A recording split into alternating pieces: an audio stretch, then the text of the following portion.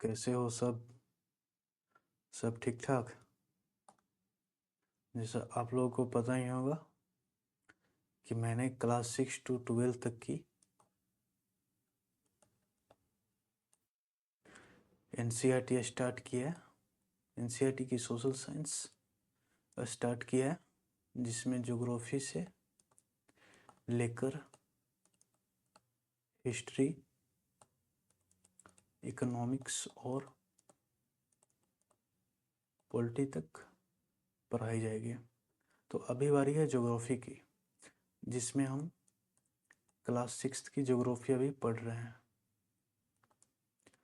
तो चैप्टर 1 हो चुका है और अब बारी है चैप्टर 2 की।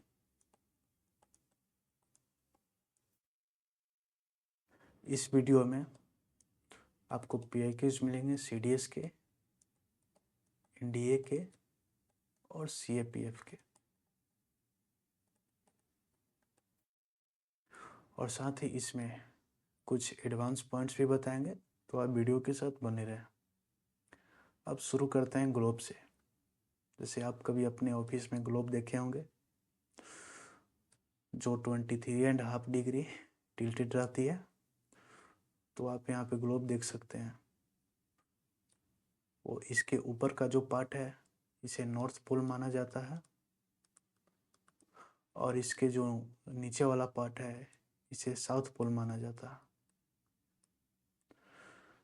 जस्ट इस ग्लोब के बीच से एक नीडल पास करती है। नॉर्थ पोल से साउथ पोल तक एक नीडल पास करती है, जिसे अर्थ का एक्सिस बोला जाता है। तो हमारा जो रियल अर्थ है उसका अपना कोई रियल में एक्सिस नहीं है, हम उसे इमेजिनरी लाइन मानते हैं। यानी जो हमारे अर्थ का एक्सिस है वो क्या है, एक इमेजिनरी लाइन है। इसी तरीके का एक लाइन है जिसे हम लोग इक्वेटर कहते हैं। तो इक्वेटर जो है हमारे अर्थ है उसको दो पार्ट में डिवाइड करती है। चूँकि ऊपर यहाँ नॉर्थ पोल है और नीचे साउथ पोल है, तो इक्वेटर का ऊपर का पार्ट हो गया उसे नॉर्दर्न हेमिस्फीयर बोला जाता है, और साउथ का पार्ट हो गया उसे साउदर्न हेमिस्फीयर बोला जाता है।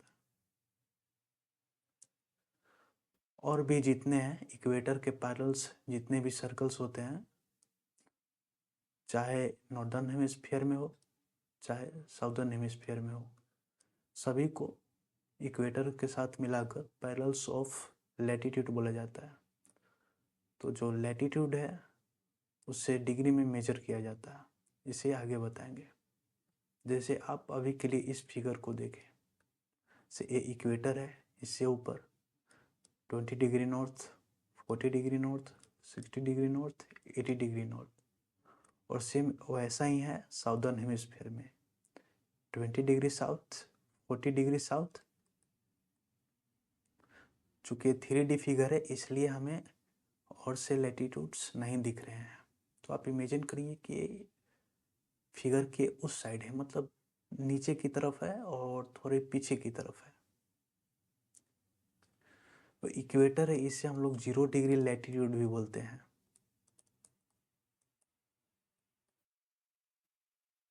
और लैटिट्यूड का मतलब होता है नॉर्थ और साउथ डायरेक्शन से, ये हमेशा आप याद रखेंगे।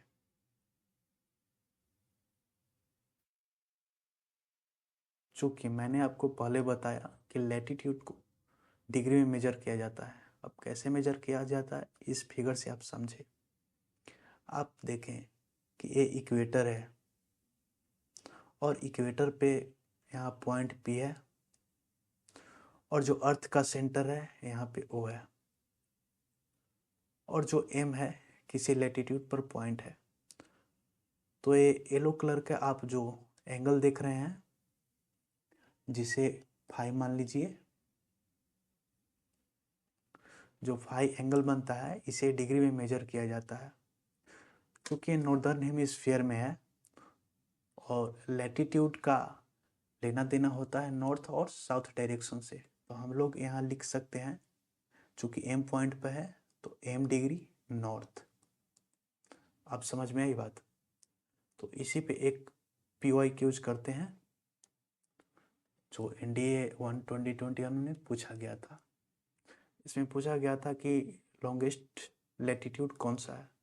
तो अभी मैंने आपको बताया ऊपर कि इक्वेटर होता है, उसे 0 डिग्री लैटिट्यूड बोला जाता है।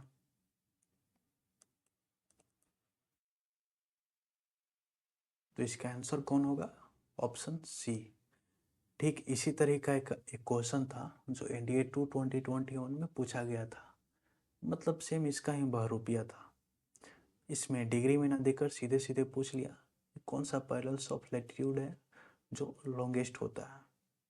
तो ये है इक्वेटर। अब एक यहाँ पे फर्क देखिए, इंटरेस्टिंग पॉइंट है। जैसे जैसे इक्वेटर से लैटिट्यूड पोल्स की तरफ बढ़ता है, चाहे वो नॉर्थ पोल की तरफ बढ़े या साउथ पोल्स की तरफ बढ़े, लैटिट्यूड डिक्रीज करते जाता है। वही बात मैंने यहाँ पे लिखी है कि जैसे ही इक्वेटर से आप पोल्स की तरफ जाते हैं तो पैरेलल्स ऑफ लैटिट्यूड का साइज होता है डिक्रीज करते जाता है। अब हम आगे देखेंगे कि इक्वेटर पे कौन कौन से कंट्री आते हैं। चूंकि अर्थ का रोटेशन होता है, सॉरी, अगर हम लोग नॉर्थ की तरफ अपना फेस करें तो हमारे लेफ्ट साइड में वेस्ट आएगा और हमारे राइट साइड में ईस्ट आएगा।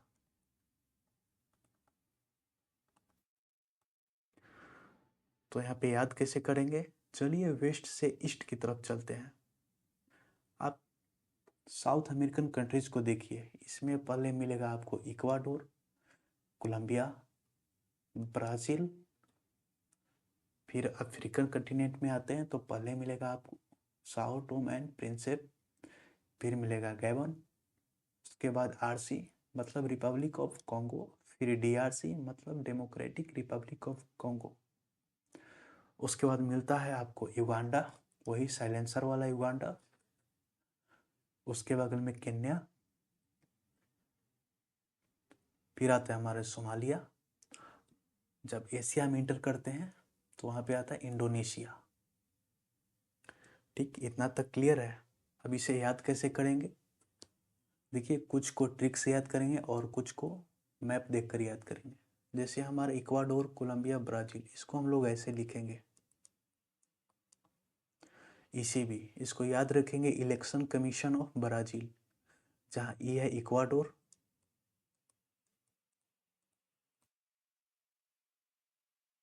C फॉर कोलंबिया, मैं शॉर्टकट में लिखूंगा, आप फिगर देख के पूरा नाम याद रखें, B फॉर ब्राज़ील।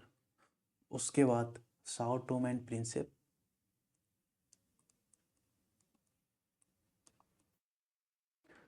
फिर आगे आते हैं तो गैबन, उसके बाद आएगा RC, फिर आएगा DRC,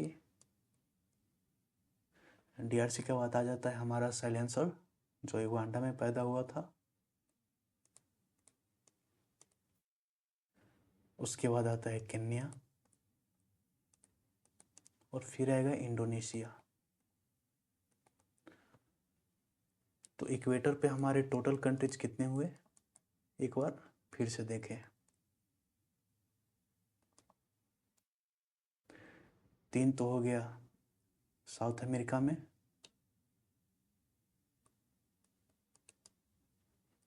और यहाँ पे कितने हुए? Sao Tome Principe, Gabon, RC, DRC और युगांडा, केन्या तथा सोमालिया। 3 इधर और 3 इधर, टोटल 6 और एक साओ टोम एंड प्रिंसिप 7। उसके बाद एक एशिया में हो गया इंडोनेशिया। ठीक, तो हमारे टोटल कंट्रीज हो गए जो इक्वेटर पे है 11 हो गए। इसके बाद कई पैरेलल्स ऑफ लैटिट्यूड है, अब उन्हें देखते हैं। इनमें आता है हमारे tropic of cancer, tropic of capricorn. अगर ट्रॉपिक्स बोलते हैं तो इसका मतलब होता है दोनों, ट्रॉपिक ऑफ कैंसर भी, ट्रॉपिक ऑफ कैप्रिकॉर्न भी, जिनमें ये दोनों इंपॉर्टेंट है। अब हीट जोन्स के बारे में आइए पढ़ते हैं। इसे देखें, ट्रॉपिक ऑफ कैंसर को 23.5 डिग्री नॉर्थ भी बोला जाता है। ट्रॉपिक ऑफ कैप्रिकॉर्न को 23.5 डिग्री साउथ बोला जाता है, क्योंकि ये साउदर्न हेमिस्फीयर में है और जो कैंसर हो गया नॉर्दर्न हेमिस्फीयर में है। तो ये दोनों का बीच का एरिया हो गया, इसे बोला जाता है टॉरिड जोन, क्योंकि यहाँ पे हीट डायरेक्ट पड़ती है, मतलब जो सन की रेज होती है वो परपेंडिकुलर इस पे फॉल करती है। इसके बाद आता है टेम्परेट जोन। तो साउदर्न हेमिस्फीयर में ट्रॉपिक ऑफ कैंसर, आप यहाँ देख सकते हैं, ट्रॉपिक ऑफ कैंसर और आर्कटिक सर्कल, तथा साउदर्न हेमिस्फीयर में ट्रॉपिक ऑफ कैप्रिकॉर्न और अंटार्कटिक सर्कल के बीच की जो एरिया होती है उसी को टेम्परेट जोन बोला जाता है, क्योंकि यहाँ पे नॉर्थ में है, नॉर्दर्न हेमिस्फीयर में है टेम्परेट जोन, तो इसलिए इसे नॉर्थ टेम्परेट जोन बोला जाता है। और ये एरिया साउथ में होने के कारण साउथ टेम्परेट जोन बोला जाता है। अब आ गई होगी आपको समझ में। फिर आता है फ्रिजिड जोन। देखिए, फ्रिजिड जोन वो ऐसा जोन होता है जहाँ पे हमारी जो सन्स रेज होती है उसका एंगल कैसा होता है, स्लैंट होता है, मतलब तिरछा होता है। आप यहाँ देख सकते हैं फिगर में, यह है इक्वेटर पे फॉल होने वाली, टेम्परेट जोन पे फॉल होने वाली लाइट, और यह फ्रिजिड जोन पे फॉल करती है। तो यही कारण है कि जो हमारा पोल्स है, मतलब अंटार्कटिक सर्कल और साउथ पोल के बीच में साउदर्न हेमिस्फीयर में, और आर्कटिक सर्कल तथा नॉर्थ पोल के बीच में नॉर्दर्न हेमिस्फीयर में जो एरिया आता है उसे फ्रिजिड जोन बोला जाता है, क्योंकि वहाँ पे ज़्यादा हीट नहीं होती है। अब आगे चलते हैं। अब ट्रॉपिक ऑफ कैंसर के बारे में जानेंगे कि वर्ल्ड के कौन कौन से कंट्रीज से होकर पास करती है और कितने कंट्रीज से होकर पास करती है। तो यहाँ भी वैसा ही करेंगे, वेस्ट टू ईस्ट चलेंगे। अगर वेस्ट टू ईस्ट आप चलते हैं तो सबसे पहले आपको मैक्सिको मिलेगा, उसके बाद क्यूबा और फ्लोरिडा के नीचे मिलेगा आपको बहामास। फिर इसके बाद अफ्रीकन कंटिनेंट में आते हैं तो आपको वेस्टर्न सहारा से मुलाकात होगी। उसके बाद आप मारुतियाना जाएंगे, मारुतियाना के बाद आप माली जाएंगे,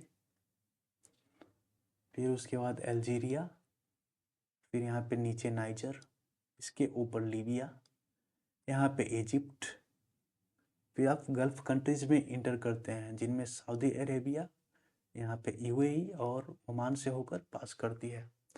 फिर आते हैं हमारी साउथ एशिया में, जिसमें सबसे पहले इंडिया में इंटर करती है, उसके बाद बांग्लादेश, म्यांमार और चाइना से होते हुए ताइवान से निकल जाती है। तो टोटल कितने कंट्री हुए? टोटल 17 कंट्री हुए।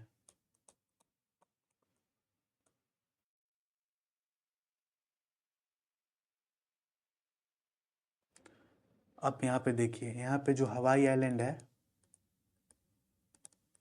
वो यूएसए का है, और ये tropic of cancer Hawaii island से भी होकर जाती है, क्योंकि हवाई यूएसए का ही पार्ट है, इसलिए हम लोग इसे दोबारा काउंट नहीं किए, इसीलिए टोटल कंट्रीज 17 है।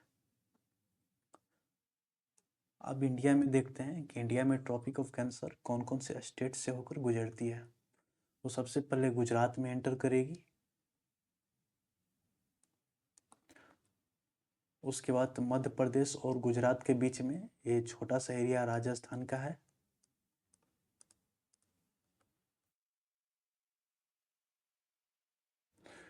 फिर एमपी में एंटर करेगी, उसके बाद है छत्तीसगढ़,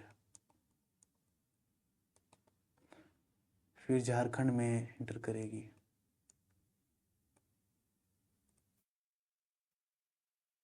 उसके बाद वेस्ट बंगाल और त्रिपुरा से होते हुए मिजोरम के थ्रू पार करती है।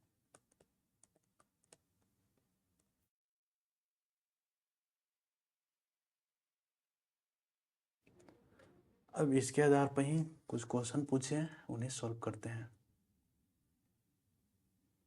यहाँ पे पूछा है कि ट्रॉपिक ऑफ कैंसर है कौन से स्टेट से पास नहीं करती है। तो हाँ, सबसे पहले तो गुजरात से ही पास करती है, तो ये तो गलत हो गया। वेस्ट बंगाल से तो पास करती है, ये भी गलत हो गया। झारखंड से भी पास करती है, ये भी गलत हो गया। मणिपुर से पास नहीं करती है। मणिपुर का जो नीचे यहाँ जो आप देख रहे हैं, इसे बोला जाता है मणिपुर। तो जो मणिपुर से जस्ट नीचे है मिजोरम, उससे पास करती है, मणिपुर से पास नहीं करती है। तो इसलिए हमारा सही आंसर हो जाएगा मणिपुर। अब इस क्वेश्चन को देखें, इसमें पूछ रहा है कि ट्रॉपिक ऑफ कैंसर कितने कोस्टल्स स्टेट से पास करते हैं और कितने लैंडलॉक्ड स्टेट से पास करते हैं। तो टोटल स्टेट्स कितने हैं जिनसे ट्रॉपिक ऑफ कैंसर पास करते हैं, वो है 8। अब आप फिगर को गौर से देखिए, इधर पे है अरेबियन सी, यहाँ पे बे ऑफ बंगाल। तो जो गुजरात है और वेस्ट बंगाल है, ये दोनों तो लैंडलॉक नहीं है, क्योंकि गुजरात तो अरेबियन सी को टच करता है और west Bengal bay of Bengal को टच करता है। तो इसलिए जो दो हमारे दो हो गए, दो स्टेट हो गए, गुजरात और वेस्ट बंगाल, वो कोस्टल्स हैं। तो ऑप्शन ए और ऑप्शन डी तो एलिमिनेट हो गया। अब बच गया ऑप्शन बी और सी। तो टोटल स्टेट कितने हैं जिससे ट्रॉपिक ऑफ कैंसर पास करते हैं, 8 है। उनमें से 2 कोस्टल वाला ही निकल गया, तो बाकी बचा कितना, 6। तो ऑप्शन बी सही। अब क्वेश्चन नंबर 37 पे आप देखें, इसमें 3 स्टेटमेंट दिया गया है। इन्हीं स्टेटमेंट को पढ़कर आपको बताना है कि किस राज्य के बारे में यह स्टेटमेंट दिया जा रहा है। अब स्टेटमेंट पढ़ते हैं। Tropic of cancer passes through the state. हाँ, मिजोरम से पास करता है, त्रिपुरा से करता है, नागालैंड और मणिपुर से पास नहीं करता। और देखें, पहले स्टेटमेंट में ही 2 ऑप्शन एलिमिनेट हो गया। अब सेकेंड स्टेटमेंट पे आते हैं। The state has more north south extension. अब मैप को देखिए, छत्तीसगढ़ भी नॉर्थ और साउथ है, बहुत ज़्यादा एक्सटेंट है, और मिजोरम भी है। ठीक, तो अब थर्ड सेंटेंस पे आते हैं। The state has international border with Bangladesh and Myanmar. ये तो सिर्फ मिजोरम ही कर सकता है, क्योंकि बगल में है बांग्लादेश और इधर साइड में है म्यांमार, और इसके नीचे चिटागोंग जो बांग्लादेश का ही पार्ट है। तो ऑप्शन कौन सही है हमारा, मिजोरम। अब चलते हैं ट्रॉपिक ऑफ कैप्रिकॉर्न पे।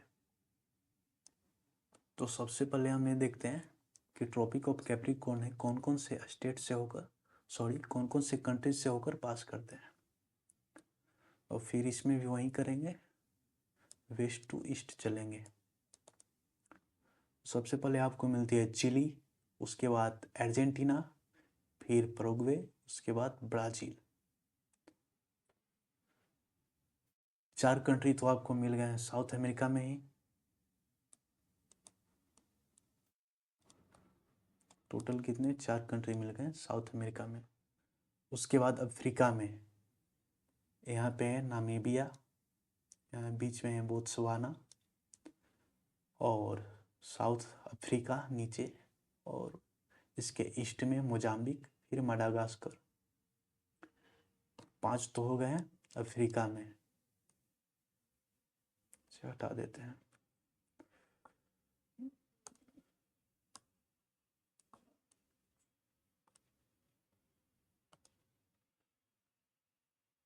तो 4 तो हो गए हैं साउथ अमेरिका में।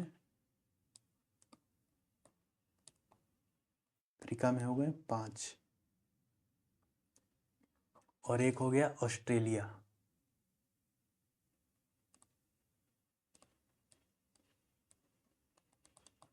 तो टोटल कितने कंट्रीज हो गए, 10 कंट्रीज से होकर ट्रॉपिक ऑफ कैप्रिकॉर्न पास करती है।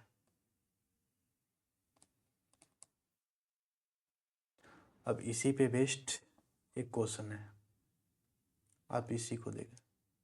इसमें कहा जा रहा है कि इस ऑप्शन में से कौन सा वैसा कंट्री है जो ट्रॉपिक ऑफ कैप्रिकॉर्न से पास नहीं करती है। तो पैराग्वे तो पास करती है, ब्राज़ील से भी पास करती है, चिली से भी पास करती है, सबसे पहले चिली से ही पास करती है, ठीक, लेकिन बोलिविया से पास नहीं करती है। तो ऑप्शन हमारा 20 सही हो जाएगा। इसमें एक और गौर करने वाली बात है कि जो साउथ अमेरिका से होती है, जो ट्रॉपिक ऑफ कैप्रिकॉर्न होती है, वो 2 टाइम्स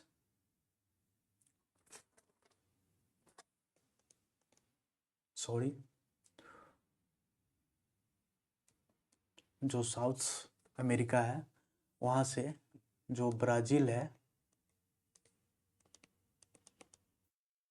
यहाँ से equator and Tropic of Capricorn pass करती है।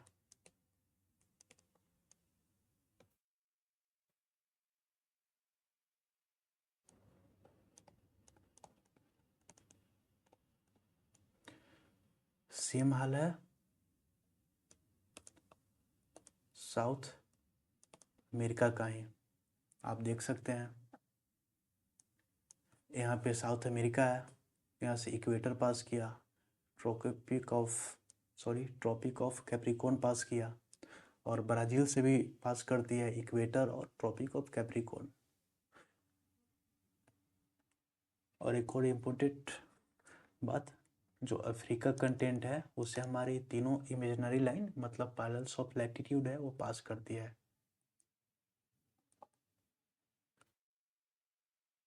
इसमें आ जाता है हमारा इक्वेटर एंड ट्रॉपिक्स।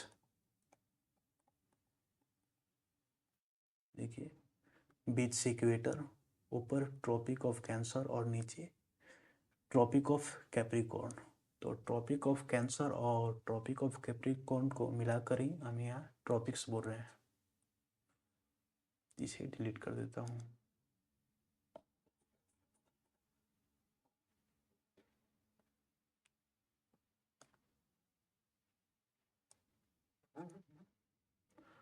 अब लैटिट्यूड के बारे में तो जान लिए, अब पता लगाएंगे लॉन्जिट्यूड के बारे में।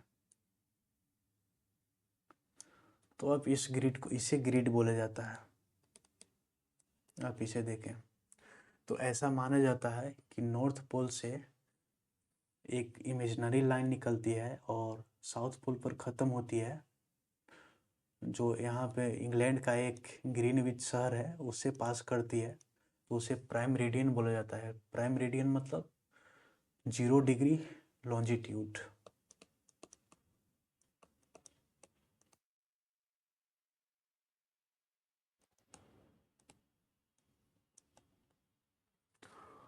और इसी तरह का बहुत सारे आप जो देख रहे हैं वर्टिकल लाइंस है, नॉर्थ से निकल रहे हैं और साउथ पे ख़त्म हो रहे हैं, ये बहुत सारे, इन्हीं सभी को मिलाकर मेरिडियंस ऑफ लॉन्जिट्यूड बोला जाता है।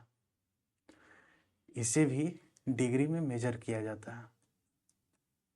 चलिए इस बार फिर समझते हैं कैसे डिग्री में मेजर किया जाता है इसे।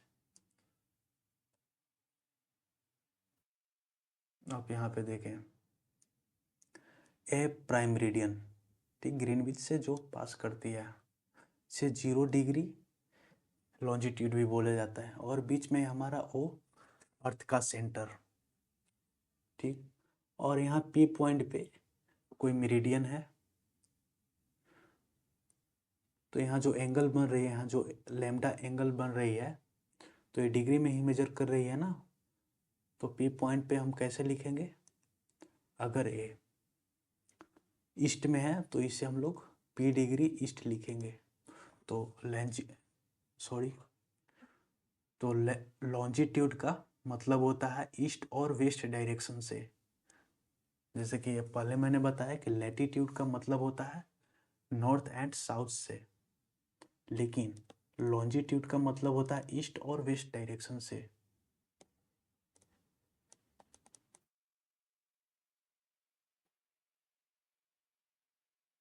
अब आगे चलते हैं।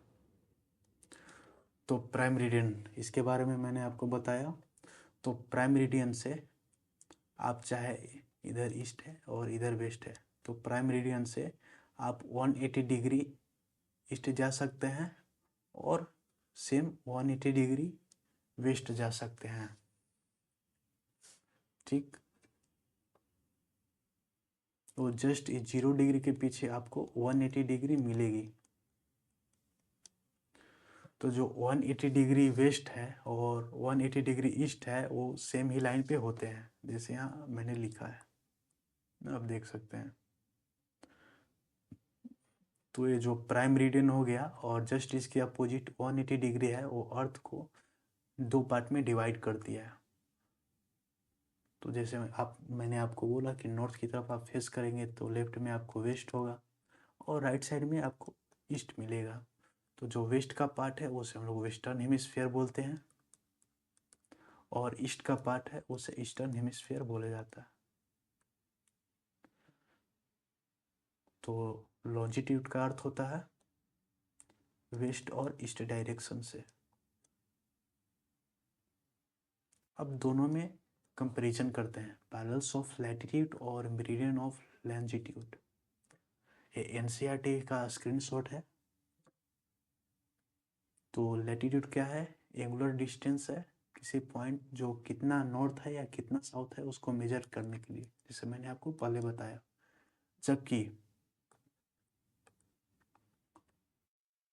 जबकि लॉन्जिट्यूड है, ये बताता है कि प्राइम मेरिडियन से कोई पैलेस कितना ईस्ट है और कितना वेस्ट है। First point clear. Second point है, जो जितने भी हमारे लैटिट्यूड होते हैं इक्वेटर के पैरेलल होते हैं, जैसे आप यहाँ पे देख रहे हैं 0 डिग्री लैटिट्यूड इक्वेटर है और इसके जो पैरेलल्स देख रहे हैं नॉर्थ में और साउथ में, इन सभी को मिलाकर बोला जाता है पैरेलल्स ऑफ लैटिट्यूड। लेकिन ये जो लॉन्जिट्यूड है वो पोल्स पे कन्वर्ज करते हैं, लेकिन इक्वेटर पे किन्हीं दो लॉन्जिट्यूड के बीच का डिस्टेंस बहुत ही ज़्यादा हो जाता है, मतलब मैक्सिमम होता है, जैसे आप 4th पॉइंट में पढ़ेंगे। ठीक, तो यहाँ से क्लियर हो गया कि जो हमारे वर्टिकल लाइन्स है जिसे मेरिडियंस ऑफ लॉन्जिट्यूड बोला जाता है वो पोल्स पे कन्वर्ज करते हैं, चाहे वो नॉर्थ पोल हो या चाहे साउथ पोल हो।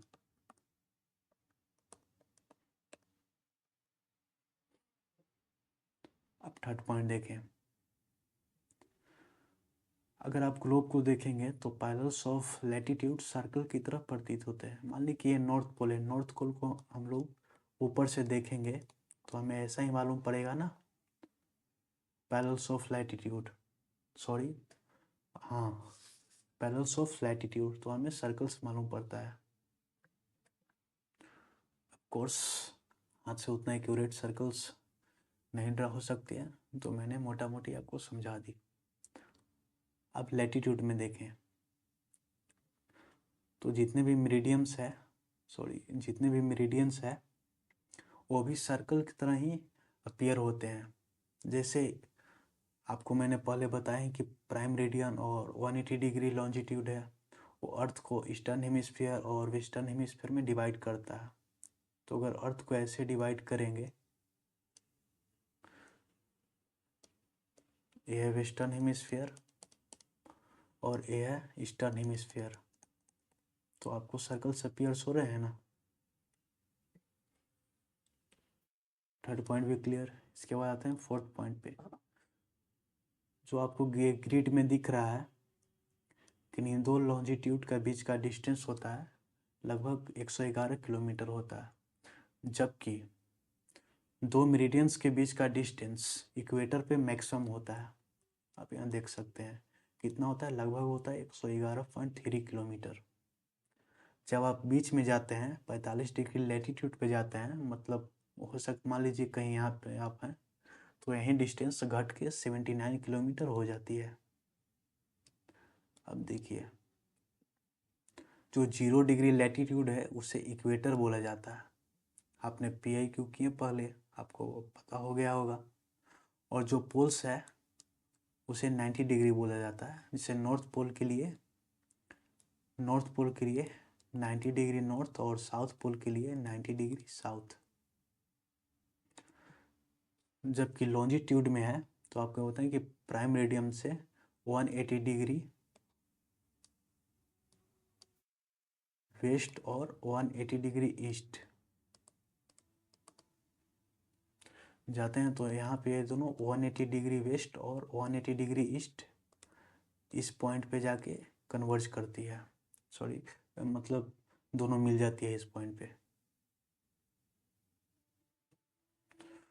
तो हमारे टोटल लॉन्जिट्यूड कितने हुए,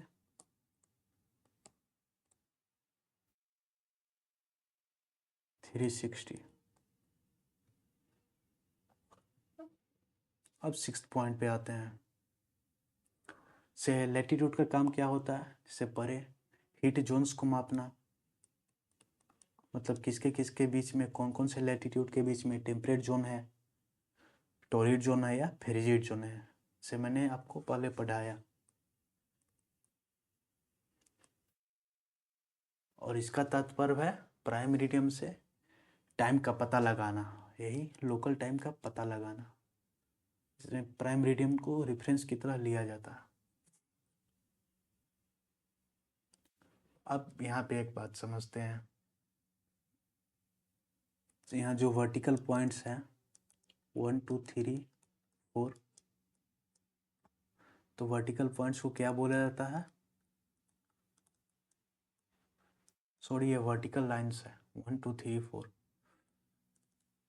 तो वर्टिकल लाइंस को हम लोग बोलते हैं लॉन्जिट्यूड। तो मान लेते हैं कि ये ईस्ट में है, क्योंकि लॉन्जिट्यूड का मतलब ही होता है ईस्ट और वेस्ट डायरेक्शन से।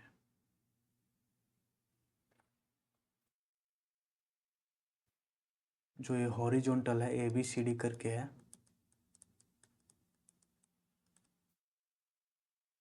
ये क्या है, हॉरिजॉन्टल है, जिसे हॉरिजॉन्टल लाइन को क्या बोला जाता है, लैटिट्यूड।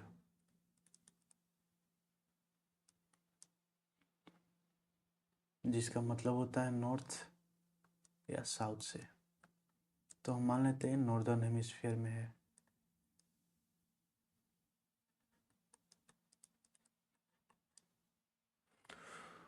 तो जो पॉइंट ए है इसका पोजीशन कैसे लगाएंगे, तो ए का पोजीशन इस तरीके से लिखेंगे,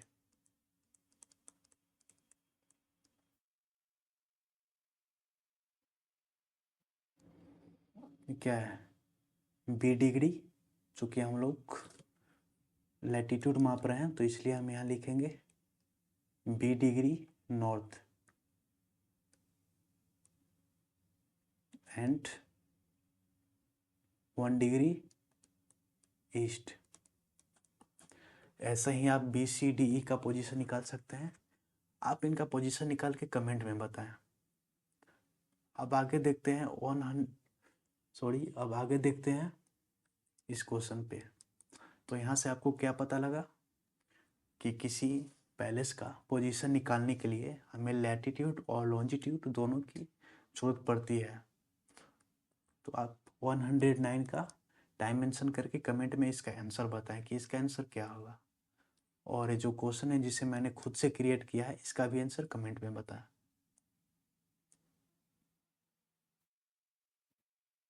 अब आते हैं लॉन्जिट्यूड और टाइम पे।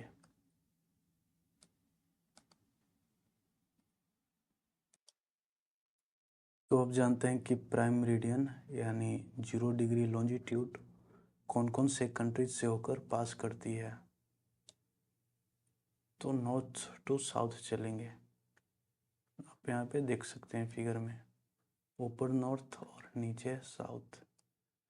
तो नॉर्थ टू साउथ आएंगे तो सबसे पहले आपको मिलेगा UK यूनाइटेड किंगडम, फिर उसके बाद मिलेगा वो फ्रांस, फ्रांस से नीचे स्पेन। अब आप अफ्रीका में इंटर करेंगे तो इंटर करने के साथ मिलेगा अल्जीरिया, फिर अल्जीरिया के नीचे माली, माली के नीचे बुर्किना फासो, उसके नीचे आवे घाना और फिर सबसे नीचे टोगो मिलेगा। तो टोटल कितने कंट्रीज हैं, टोटल 8 कंट्रीज हैं जो प्राइम मेरिडियन से होकर गुजरते हैं। अब इसी पे बेस्ड कुछ पीआई क्विज है, आइए उसे सॉल्व करते हैं। तो यहाँ पे बताया जा रहा है कि कौन से कंट्रीज़ में, मतलब कौन से कंट्रीज़ का टाइम और ग्रीनविच टाइम में डिफरेंस ज़्यादा है। तो इसका एक ही कंसेप्ट है कि जो प्राइम मेरिडियन से जितना ईस्टवर्ड होगा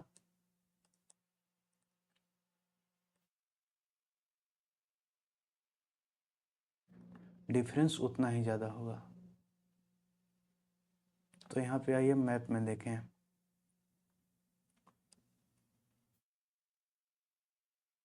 आप यहाँ देखें कि भारत का इंडियन स्टैंडर्ड टाइम कितना है, 82.5 डिग्री ईस्ट, जो मिर्ज़ापुर से होकर पास करती है।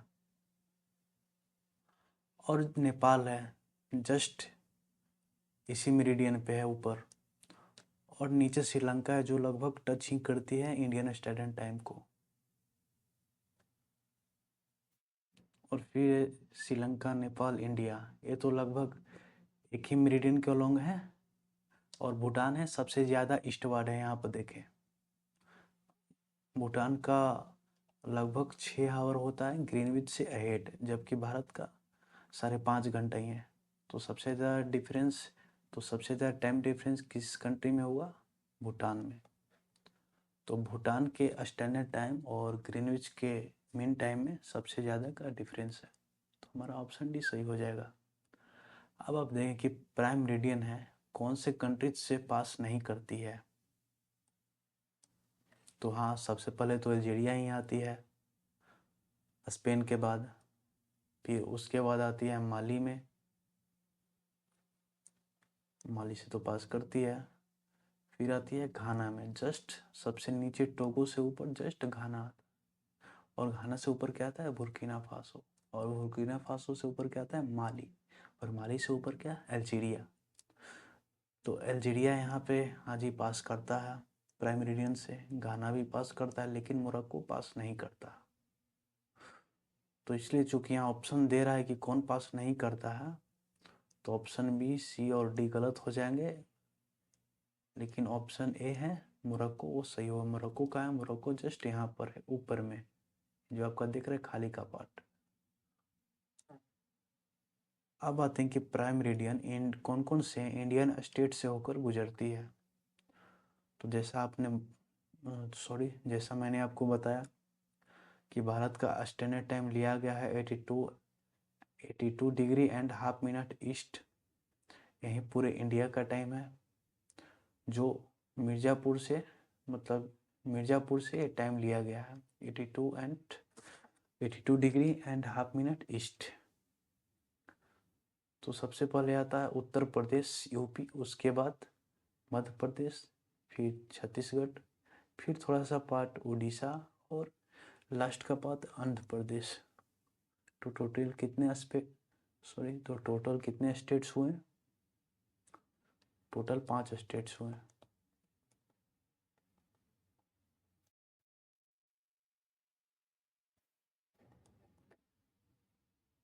फ्रॉम विच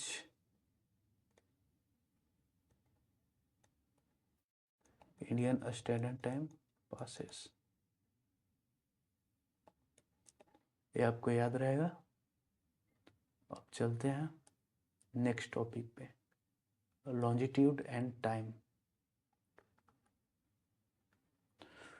तो हमारा जो अर्थ है उसको 24 टाइम जोन में डिवाइड किया गया है। 12 घंटा आपको मिलेगा वेस्ट वार्ड और 12 घंटा मिलेगा आपको ईस्ट वार्ड। तो देखिए जब प्राइम मेरिडियन पे, मतलब ग्रीनविच पर, जब दोपहर का समय होता है, जिसको हम लोग क्या बोलते हैं, 0 डिग्री लॉन्जिट्यूड भी बोलते हैं। तो उसके आसपास जितने भी एरिया होते हैं वहाँ पे भी दोपहर हो रहे होते हैं। तो प्राइम मेरिडियन से अगर हम ईस्ट जाते हैं तो ग्रीनविच टाइम क्या होता है, इंक्रीज करता है। आप देख रहे हैं Greenwich will be ahead of Greenwich time. लेकिन जैसे ही आप प्राइम मेरिडियन से वेस्टवर्ड जाएंगे तो आपका ग्रीनविच टाइम डिक्रीज करेगा। मतलब ग्रीनिश टाइम से पीछे रहेगा, west will be behind it. I hope कि आपको ये समझ में आया होगा। अब चलते हैं न्यूमेरिक्स पे। जैसे पता ही है कि अर्थ है वो पूरा अपने एक्सिस पे रोटेट करने में, मतलब पूरा 360 डिग्री घूमने में 24 घंटा का समय लेती है। तो 1 घंटा में कितना डिग्री बनेगा? 360 डिग्री बाई 24। तो यहाँ पे 1 घंटा में 15 डिग्री बनेगा। इसका कहने का मतलब है कि जो लॉन्जिट्यूड होता है, जिसको प्रत्येक 1-1 घंटे में डिवाइड किया गया है, आप देख सकते हैं कि 1 के बाद 2 3 4 5 6, और सेम इधर भी 1 के बाद 2 3 4 5 6। तो कहने का यही मतलब है कि जो लॉन्जिट्यूड है 1 घंटा में 15 डिग्री लॉन्जिट्यूड कवर करता है।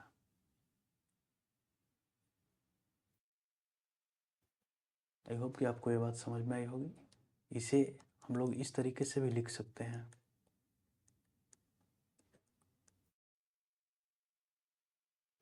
और 1 घंटा में कितने मिनट्स होते हैं? 60 मिनट्स होते हैं। तो वहीं अगर 1 डिग्री का वैल्यू निकालेंगे तो कितने मिनट्स आ जाएंगे हमारे? 4 मिनट्स मिलेंगे। अब आप एग्जाम्पल 1 को देखिए। यहाँ पे हमें भूटान का लोकल टाइम निकालने के लिए बोल रहा है। कब? जब ग्रीनविच पे दोपहर के 12 बज रहे होते हैं। 12 बजने का मतलब क्या? पीएम। जैसे हमारे यहाँ 12 बजते हैं तो 12 बजे क्या होता है? पीएम होता है। चूँकि भूटान क्वेश्चन में दिया गया है कि 90 डिग्री ईस्ट लोकेटेड है, तो भूटान के लोकल टाइम को ज्ञात करने के लिए हमें पहले हावर्स निकालना होगा, और जितने हावर्स आएंगे उनको इसमें ऐड कर देंगे तो भूटान का लोकल टाइम आ जाएगा। तो यहाँ जो 90 डिग्री है इसको हम लोग डायरेक्ट 15 से डिवाइड करेंगे तो कितने आवर्स मिलेंगे? 6 आवर मिलेंगे। जैसे यहाँ देखिए,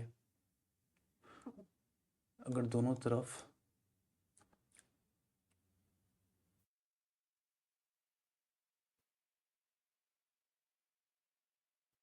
चलिए छोड़िए इसे। तो यहाँ पे हमें 6 आवर्स मिल गए हैं। तो जैसे कि तो जैसे मैंने आपको यहाँ बताया कि प्राइम मेरिडियन से आप ईस्ट जाएंगे तो आपको ग्रीनविच टाइम है वो इंक्रीज करेगा, लेकिन जैसे ही आप वेस्ट जाएंगे तो आपका ग्रीनविच टाइम डिक्रीज करेगा। इसे इंक्रीज लिख देते हैं। तो ग्रीनविच टाइम कितना हो रहा है? 12 बज रहा है। तो भूटान किधर है? ईस्ट की तरफ है ना। तो यहाँ पे हम लोग 6 आवर जोड़ेंगे तो भूटान में कितना बज रहा होगा? भूटान में 6 बज रहा होगा।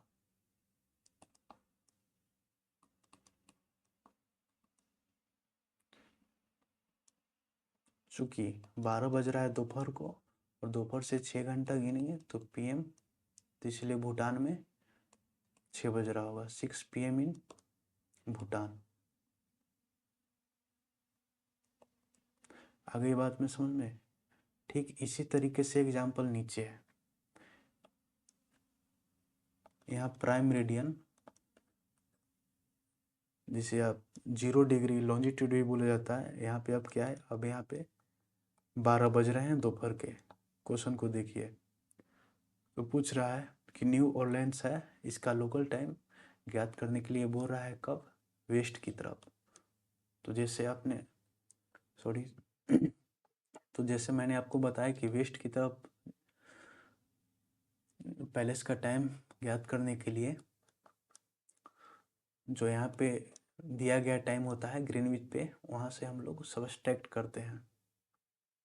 तो यहाँ पे भी 90 डिग्री लिखा गया, तो यहाँ 15 से डिवाइड करेंगे तो हमें 6 आवर्स प्राप्त होंगे। तो हमारे यहाँ क्या होता है? सबसे पहले 11 AM होता है, 11 AM के बाद 12 PM आता है। लेकिन हम लोग वेस्ट वार्ड जा रहे हैं, तो इसलिए 12 में से हम लोग अगर 6 घटाएंगे तो हम लोग कहाँ पहुँच जाएंगे, 6 AM पर पहुँच जाएंगे। यही है local time of New Orleans.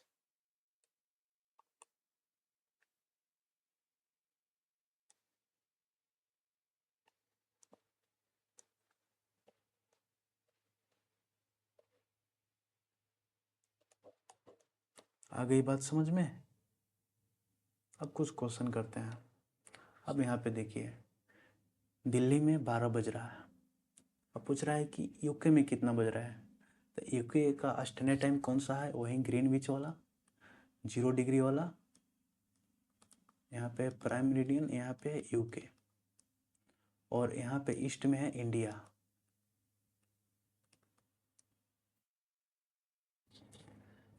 ठीक, तो अभी दिल्ली में कितने, दिल्ली में दोपहर हो रहे हैं, मतलब 12 PM आप बोल सकते हैं। जैसे आपको पता ही होगा कि हमारा जो इंडियन स्टैंडर्ड टाइम है वो ग्रीनविच टाइम से 5 एंड मतलब 5.5 घंटे आगे है। तो यहाँ पे उल्टा पूछ रहा है कि जब दिल्ली में 12 बज रहा है तो यूके में क्या बज रहा होगा। तो हम लोग उल्टा सोचेंगे। ये ऑप्शन बी में आप 5.5 जोड़ेंगे तो आपको दिल्ली में 12 बजता हुआ मिलेगा। अगर आपको यहाँ कोई कन्फ्यूज़न है तो आप कमेंट में पूछ सकते हैं। अब इस क्वेश्चन को देखिए।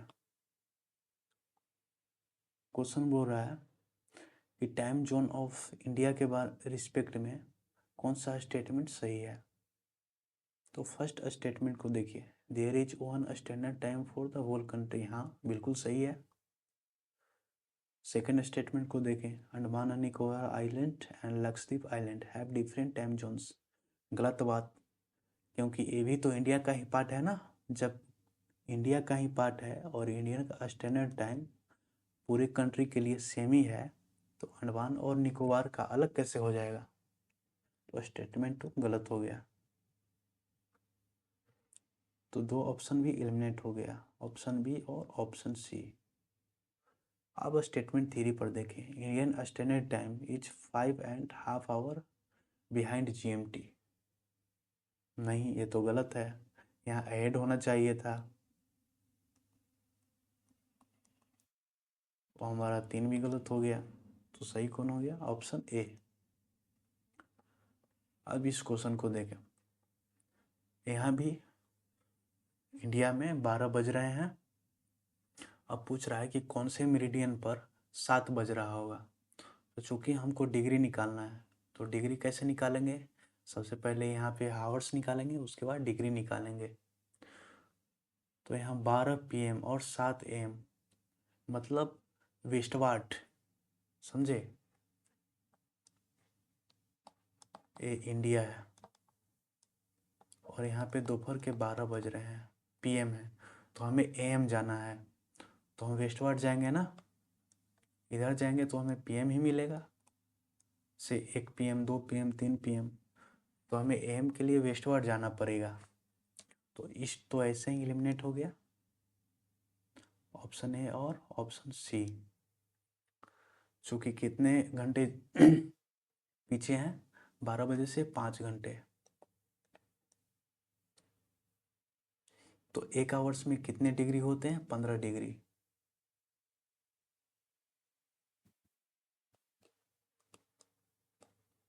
पंद्रह डिग्री इन 1 आवर, इसको ऐसे भी लिख सकते हैं। अगर दोनों तरफ हम लोग ये 5 से गुना कर देते हैं तो हमें कितना मिल जाएगा, 75 डिग्री। कितने आवर्स में, 5 आवर्स में। चूँकि हम लोग वेस्ट की तरफ जा रहे हैं तो यहाँ पे 75 डिग्री वेस्ट लॉन्जिट्यूड हो जाएगा, इसलिए ऑप्शन डी सही है। क्वेश्चन नंबर 87, यहाँ पे पूछ रहा है कि ग्रीनविच जो ग्रीनविच पैलेस है वहाँ पे टाइम हो रहा है सुबह के 10 बज रहे हैं, यानी 10 AM। तो 90 डिग्री ईस्ट लॉन्जिट्यूड पे टाइम क्या हो रहा होगा। तो जैसे मैंने आपको बताया कि ये प्राइम मेरिडियन है, फिर से देखें आप, तो ईस्ट की तरफ जाएंगे तो ग्रीनविच टाइम इंक्रीज करेगा, और वेस्ट की तरफ जाएंगे तो ग्रीनविच टाइम डिक्रीज करेगा। तो 90 डिग्री, तो फिर यहाँ पे आवर्स निकालने के लिए हम लोग 15 से डिवाइड करेंगे तो हमारे कितने आवर्स निकल के आ जाएंगे, 6 आवर निकल के आएंगे। क्योंकि ईस्ट की तरफ हमें बोल रहा है तो 6 आवर जोड़ेंगे। पहले 2 आवर्स के लिए 12 बजेगा, 12 PM होगा, और फिर 4 आवर्स के लिए हमें 4 PM होगा। तो इसलिए ऑप्शन डी सही है। अगर फिर भी आपको कुछ दिक्कत है तो कमेंट करके ज़रूर बता।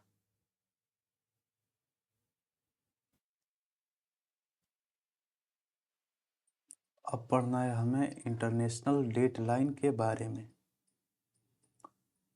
आप यहाँ पे देखिए, जो ये आपकी थोड़ी हल्की टेढ़ी मेढ़ी लाइनें दिख रही है, इसे बोला जाता है इंटरनेशनल डेट लाइन, जो लगभग 180 डिग्री ऑफ लॉन्जिट्यूड पे होती है। तो आप प्राइम मेरिडियन से, तो जैसे कि आप ये नीचे देखें, ये प्राइम मेरिडियन है और इसके जस्ट पीछे इंटरनेशनल डेट लाइन है, जिसे हम लोग लगभग 180 डिग्री लॉन्जिट्यूड भी बोलते हैं। तो वहाँ पे अगर आप यहाँ ग्रीनविच से मतलब 0 डिग्री लॉन्जिट्यूड से वेस्ट की तरफ मेजर करेंगे तो आपको वहाँ पे जाने में 12 घंटे ही लगेंगे, और ईस्ट की तरफ भी मेजर करेंगे तो भी आपको 12 घंटे ही लगेंगे। ऑफ कोर्स आई होप कि यहाँ पे आपको बातें समझ में आ रही होगी। अब चलते हैं इसे समझने के लिए कि अगर विभिन्न डायरेक्शन से इसे क्रॉस करते हैं, या आप ईस्ट से वेस्ट की ओर आते हैं, या आप वेस्ट टू ईस्ट की ओर जाते हैं, तो हमारा डेज और डेट कैसे चेंज करता है इसके बारे में जानते हैं। तो देखिए, सिंपल बात यह है कि आप ऊपर जहाँ देख रहे हैं वो अर्थ का रोटेशन है। चूँकि ऊपर नॉर्थ है और नीचे साउथ है, तो हमारे लेफ्ट साइड में वेस्ट होगी और राइट साइड में ईस्ट होगी। तो इसलिए अर्थ का रोटेशन यहाँ पे वेस्ट टू ईस्ट दिखाया गया है।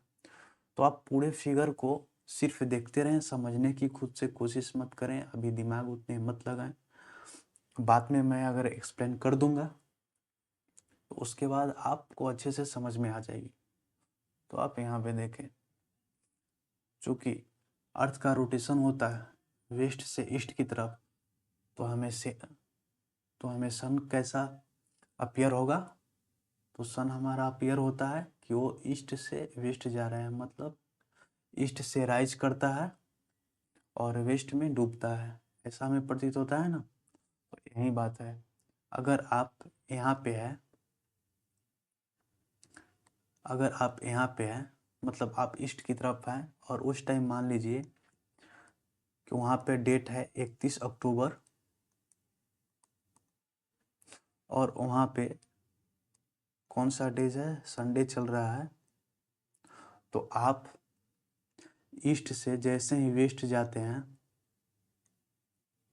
तो आपका एक दिन बढ़ जाता है, इसलिए यहाँ पे ऐड अ डे लिखा हुआ है। तो यहाँ पर 31 अक्टूबर के जस्ट बाद क्या आएगा, 1 नवंबर आएगा, मतलब एक दिन बढ़ गया। और संडे भी चेंज करेगा ना, तो संडे के जस्ट बाद क्या आता है, मंडे आता है।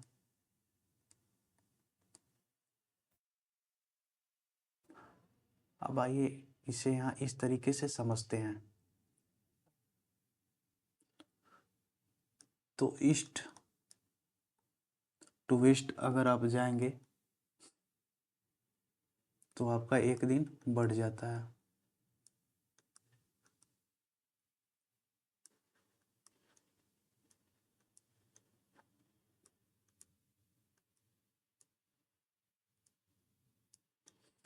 एक मिनट, आपको ज़रूर कन्फ्यूजन हो रही है कि हाँ ऐड अ डे तो समझें, क्योंकि यहाँ 31 अक्टूबर था, एक दिन बढ़ा, 1 नवंबर हो गया। यहाँ संडे था, एक दिन बढ़ा, मंडे हो गया। अब ये क्या लोचा है, ये लोजेज अ डे क्या है। तो ऐड अ डे का मतलब है आपकी जो एज थी वो बढ़ गई, लेकिन आपकी जो लाइफ टाइम थी वो घट गई। इसे इस तरीके से समझते हैं। मान लीजिए कि दो आदमी हैं, ए और बी, और मान लीजिए कि एवरेज एज होता है कितना, 70 साल। तो ए का एज हो रहा है 40 साल और बी का एज हो रहा है 50 साल। तो सबसे ज़्यादा कौन जिएगा? 40 साल वाला जिएगा ना, क्योंकि इसका एज अभी 40 साल है, अब बाकी इसकी लाइफ टाइम कितनी है, 20 साल बची है। जबकि बी का एज हो रहा है 50 साल और इसके पास लाइफ टाइम बची है, सॉरी यहाँ पे 40 वाले के पास लाइफ टाइम 30 बचेगी और 50 वाले के पास लाइफ टाइम 20 ही बचेगी, 20 साल ही बचेगी। तो सबसे ज़्यादा कौन जिंदा रहा? ए वाला। तो यही बात यहाँ पर है, एक दिन आपकी एज बढ़ जाती है तो लाइफ टाइम घट जाती है। तो यहाँ पे एज में बहुत सारा डिफरेंस है, लेकिन यहाँ पे जो डेज है एक दिन से आगे पीछे होती है। अब दूसरी सिचुएशन में देखते हैं, जब हम वेस्ट टू ईस्ट जाते हैं तो हमारा डेज क्या होता है, हमारा डेज घट जाता है।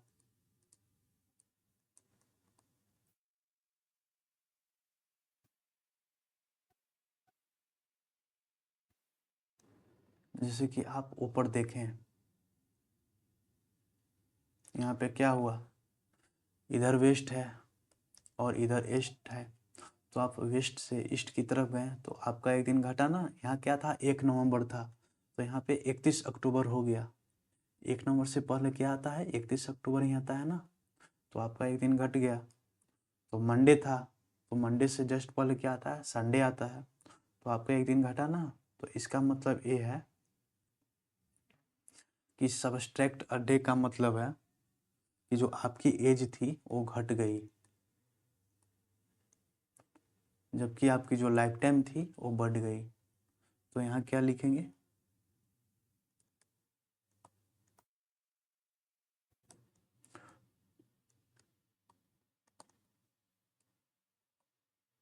तो गेंस अ डे का मतलब है आपकी लाइफ टाइम बढ़ गई एज घटने के कारण। क्योंकि ये देखिए आपका एज कम है यहाँ पे, तो लाइफ टाइम आपके पास ज़्यादा है, जबकि बी के पास एज ज़्यादा है लेकिन इसके पास लाइफ टाइम ही कम है। आई होप कि अब आपको समझ में आ रही होगी। अब चलते हैं PYQs पर।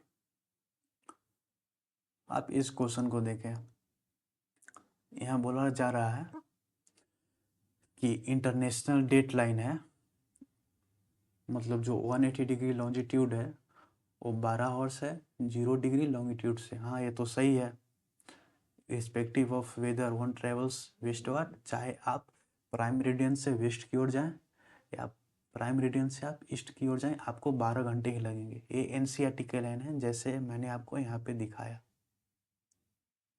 आप ये देख सकते हैं।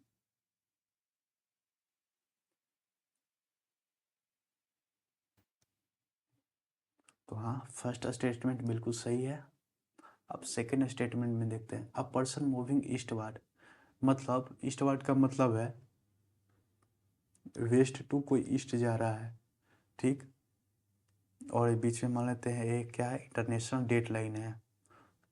तो कोई पर्सन है जो मतलब ईस्ट जा रहा है, मतलब वेस्ट टू ईस्ट जा रहा है, ट्यूसडे को जा रहा है, मतलब इधर ट्यूसडे है, तो इधर क्या होगा, इधर एक दिन घट जाएगा ना, तो ट्यूसडे के पहले क्या आएगा, मंडे आएगा, जबकि यहाँ पे वेडनेसडे लिखा हुआ है। तो ये बिल्कुल गलत है। जब ट्यूसडे को इंटरनेशनल डेट लाइन पार किया वेस्ट टू ईस्ट डायरेक्शन में, तो मंडे आना चाहिए था ना, लेकिन यहाँ तो वेडनेसडे है, तो ये तो बिल्कुल ही गलत है। तो सेकेंड ऑप्शन गलत है, तो आंसर हमारा ऑप्शन ए होगा। अब इसे देखें 69 को, अब बोल रहा है कि इंटरनेशनल डेट लाइन के रिस्पेक्ट में मतलब कौन सा स्टेटमेंट सही है। तो फर्स्ट तो देखते ही गलत हो जा रहा है, क्योंकि 180 डिग्री मेरिडियन है वो अटलांटिक ओशन में नहीं है, वो पैसिफिक ओशन में है।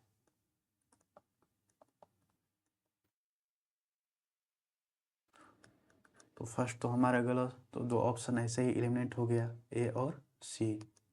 अब बचे हमारे पास दो ऑप्शन, तो चेक करते हैं सेकंड स्टेटमेंट सही है कि नहीं है। तो ये इंटरनेशनल डेट लाइन है, इधर वेस्ट इधर ईस्ट। तो बोल रहा है कि अगर आप वेस्ट से ईस्ट जाते हैं तो आपका दिन घट जाता है। घटने का मतलब अर्लियर है। जैसे वहाँ देखा ना, यहाँ पे 1 नवंबर था, तो यहाँ पे क्या था, 31 अक्टूबर था। तो डेज घटा ना, 1 नवंबर के जस्ट पहले क्या आता है, मतलब 1 नवंबर का जस्ट अर्लियर क्या आता है, 31 अक्टूबर आता है। तो जी हाँ, सेकंड स्टेटमेंट बिल्कुल सही है। इसके बाद आते हैं क्वेश्चन नंबर 36 पे। अब यहाँ पे देखें, बोला जा रहा है कि अगर आज 31 दिसंबर है, मतलब 31 दिसंबर 2023 है न्यूजीलैंड में, तो ठीक उसी समय हवाई आइलैंड और अलास्का में डेट क्या हो रही होगी। तो यहाँ पे देखें न्यूजीलैंड किधर है, न्यूजीलैंड इंटरनेशनल डेट लाइन के ईस्ट साइड में है। यहाँ पर देखें, तो चूंकि कितना भी डेट हो रही है यहाँ पे, अभी 31 दिसंबर 2023 हो रही है इधर।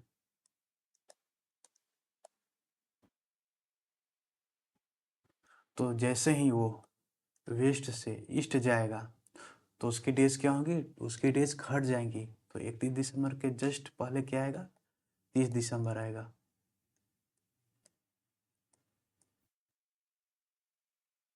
तो ऑप्शन कौन सा होगा हमारा, ऑप्शन बी होगा।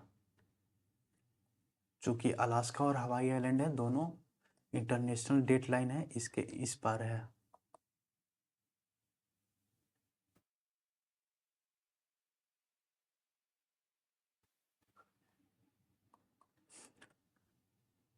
अब आ रही है आपकी बात समझ में। अब और कुछ देख लेते हैं। अब टाइम जोन्स के बारे में जानते हैं कि कौन से कंट्रीज के पास कितने टाइम जोन है। तो यूएसए और जो कनाडा है उसके पास टोटल 5 टाइम जोन्स हैं।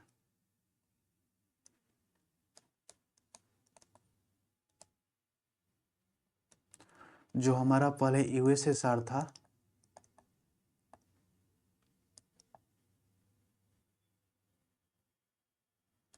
उसके पास 11 टाइम जोन्स थे।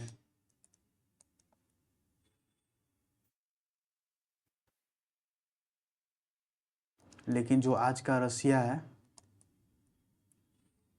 उसके पास टोटल 9 टाइम जोन्स हैं।